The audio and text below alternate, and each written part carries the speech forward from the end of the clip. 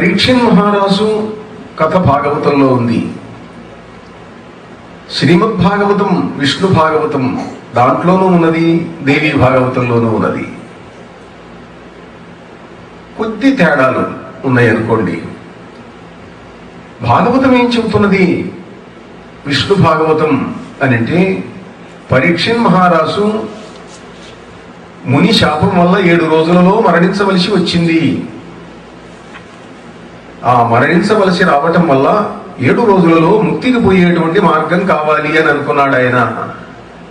శుక మహర్షి వచ్చి భాగవతాన్ని వినిపించాడు.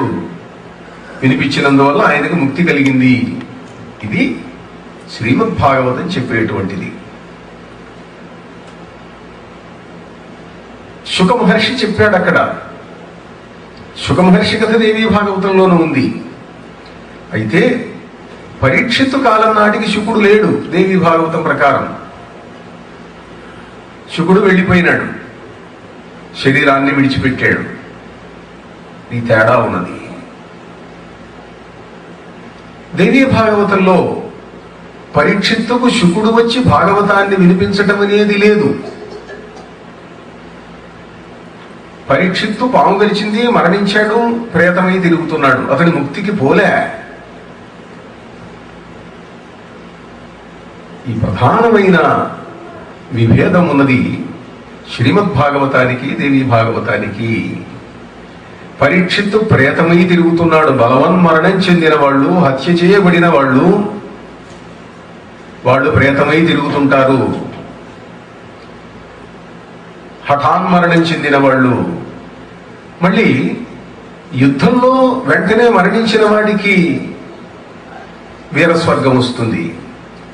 అలా కాకుండా గాయాలు తగిలి కొన్నాళ్ళు బాధపడి మరణించాడు అనుకోండి, ఏమో వాడు ఎక్కడికి పోతాడో, వాడు ప్రేతం కావచ్చు. కనుక పీక్కోని మరణించిన వాడు, బాధపడుతూ మరణించిన వాడు, యుద్ధం ఉన్నది, ఒక్కసారి తలకాయ తెగిపోయింది, ఏదో తుపాకీ గుండు లోపలికి దూసుకుపోయింది, ఫిరంగి గుండు వచ్చినాయి, బాంబులు పడ్డాయి, మరణించారు. ఆ మరణాలు వేరు. ఈ మరణాలలో యుద్ధ మరణాలకు మాత్రం విలువ ఇచ్చింది. ద్వావిమౌ పురుషవులోకి సూర్యమండల భేదినౌ పరివ్రాడ్ యోగయుక్తశ్చ రణేచ అభిముఖే హతః.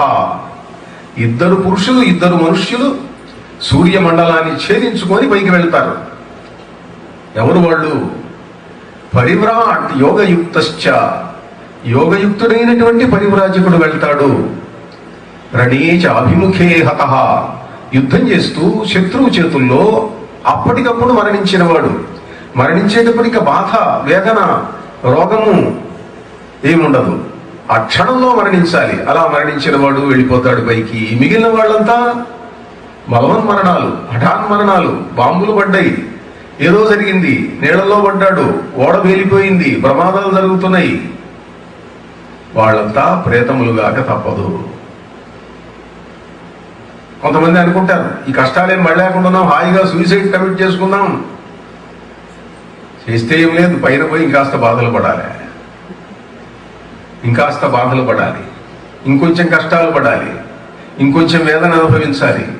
ఇక్కడ మీకు ఆకలి అయితే కాస్త అన్నం నేను వచ్చి అడుక్కోనైనా, అక్కడ అన్నం పెట్టేవాడు ఉండడు, ఆకలి అవుతూ ఉంటుంది, దప్పికైతూ ఉంటుంది, బాధలు పడుతూ ఉంటారు, తిరుగుతూ ఉంటారు. పరీక్షిత్తు ఆ రకంగా తిరుగుతున్నాడు. దేవీ భాగవతం ప్రకారం అలా జరిగింది. ఎందుకు జరిగింది అట్లా? బలవన్మరణం, పాము గరిచింది. పాము గరిచి మరణిస్తే స్వర్గం ఎట్లా వస్తుంది? స్వర్గం రాదు, వాడు ప్రేతమై తిరుగుతున్నాడు అంటుంది దేవీ భాగవతం. అక్కడ ప్రథమ స్కంధంలో, దేవీ భాగవతంలో దీనికి హేతు అయినటువంటి వ్యక్తుల యొక్క కథలు ఇచ్చారు.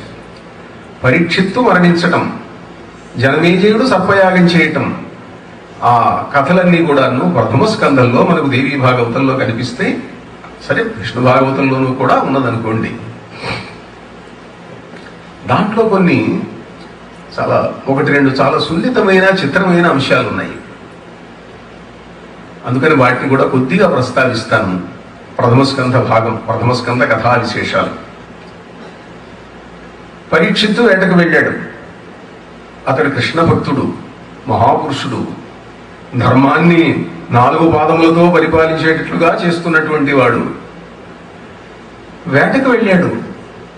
వేటకు వెళితే పరాక్రమవంతుడు కనుక, వీరుడు కనుక బాగా ముందుకెళ్ళాడు. సైన్యం అతన్ని అందుకోలేకపోయింది.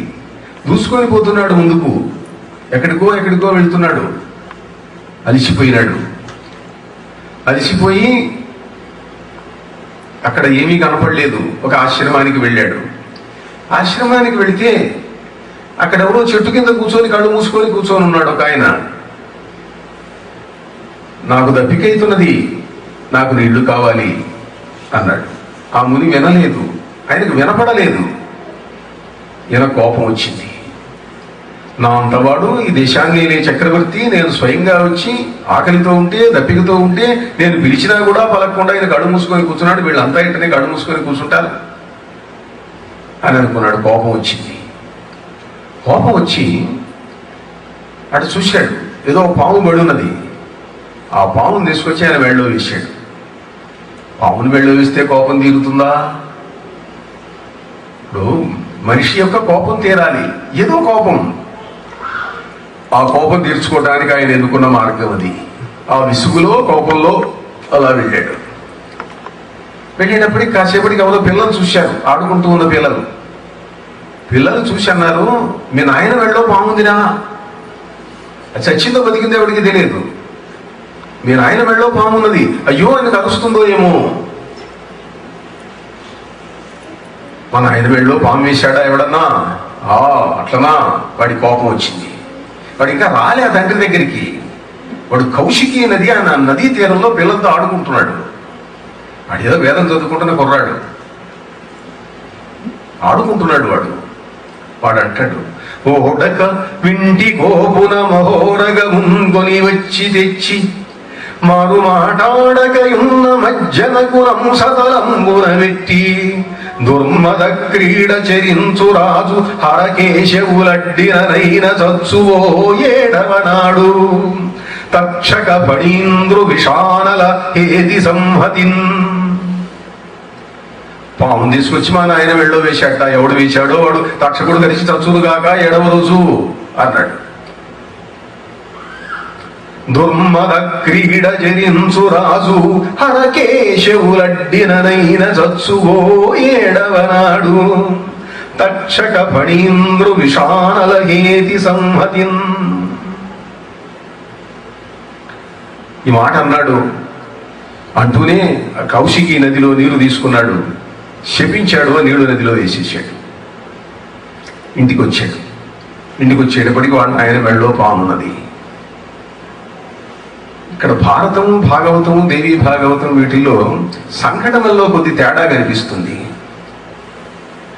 భారతంలోనైతే పాము తీసి అవతల పారేశాడు, వాడు తపస్సంపన్నుడు అని ఉంది. భాగవతంలో పిల్లగాడు ఆడుకుంటున్నాడు, ఆ పాము కలుస్తుందో అయ్యో మా నాయన్ని ఏం చేస్తుందో అని ఆయన ఏడవడం మొదలు పెట్టాడు. ఇంత శపించాడు, మళ్ళీ ఏడుస్తున్నాడు. వాడు నాయనకు మెళుకు వచ్చింది, లేచి చూశాడు, తీసి అవతల పారేసి ఏమిరా ఏం జరిగింది అన్నాడు. ఇలా జరిగింది నాన్నగారు, నేను శపించానండి అన్నాడు.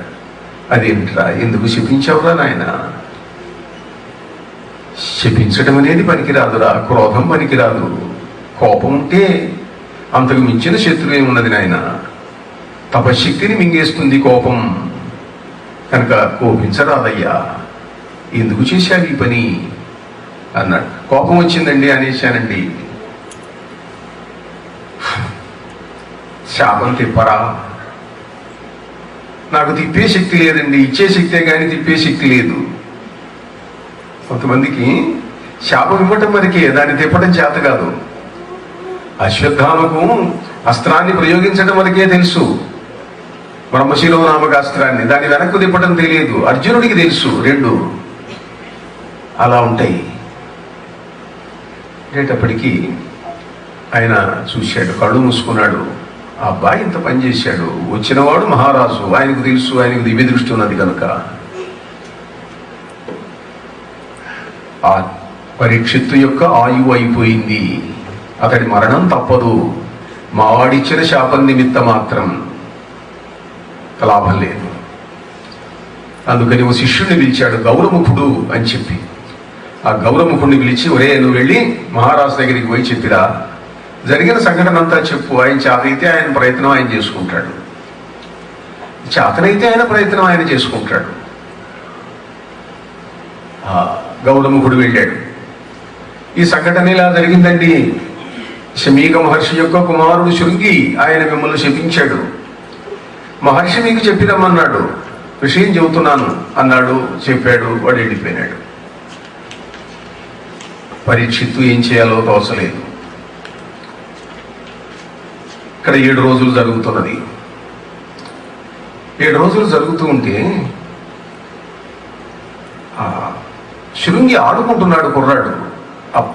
తోటి స్నేహితులందరూ ఆ సంఘటన అయిపోయింది, వాళ్ళ నాయన మళ్ళీ మామూలు రొటీన్లో పడ్డారు. 2 రోజులు గడిచింది. ఈ పిల్లలు ఆడుకుంటూ ఉంటే ఈ శృంగిని అడిగారు మిగతా పిల్లలు, ఉదయం నువ్వు నాతో పాటు రోజు చదువుకుంటున్నావు, వేదం చదువుతున్నావు, నువ్వు ఇంకా తపస్సు చేయలేదు, ఏమీ చేయలేదు, నీకు శపించే శక్తి ఎక్కడి నుంచి వచ్చింది? నీకు శపించే శక్తి ఎక్కడి నుంచి వచ్చింది? నువ్వు మాతో పాటు తిరుగుతున్నావు, ఆడుకుంటున్నావు అని అడిగారు. అదిగాక శాపంలో తక్షకుడు తెలిసి చస్తాడన్నావు. తక్షకుడు ఎవర్రా? మీ ఫ్రెండా? ఏమన్నా బాగా తెలుసునా తక్షకుడు? తక్షకుడు ఎవరో నాకేం తెలుసును అన్నాడు. మరి ఏమీ తెలియంది తక్షకుడు తెలిసి 7 రోజుల్లో మరణిస్తామని చెప్పావుగా, నువ్వు శపించావుగా. అంటే అన్నా నిజమే, తక్షకుడు ఎవరో నాకు తెలియదు, కానీ నాకు అప్పుడప్పుడు కనిపిస్తుంటాడు. ఏమిటిది అని అంటే, దీని వెనకాల ఒక అద్భుతమైన తాంత్రిక కథ ఉన్నది. పురాణంలో లేదనుకోండి, సందర్భం వచ్చింది కాబట్టి చెబుతున్నాను. అంటే ఒక కథ వస్తే ఆ కథ ఓ పురాణంలో ఎట్లా ఉంది, మరో పురాణంలో ఎట్లా ఉంది, తంత్ర గ్రంథాలలో ఎట్లా ఉంది, లేకపోతే లోకోక్తుల్లో ఎట్లా ఉన్నది, ప్రజలేమనుకుంటున్నారు, ఎన్నో దాని వెనకాల ఉంటాయి. వాటిలో మనకి ఇష్టమైంది గ్రహించవచ్చు, ఇష్టం లేదు వదిలేసేయచ్చు. దానికి